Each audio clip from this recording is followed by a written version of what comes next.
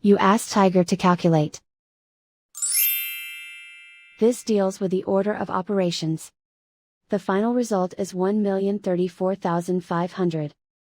Let's solve it step by step. Simplify exponents and square roots.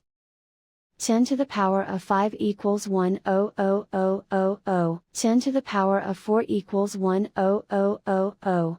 10 to the power of 5 equals 1,000,000. Perform any multiplication or division, from left to right. 7.32 times 1,000,000 equals 732. 1.25 times 1,000,000 equals 125. 2.9 times 1,000,000 equals 290. Calculate any addition or subtraction, from left to right.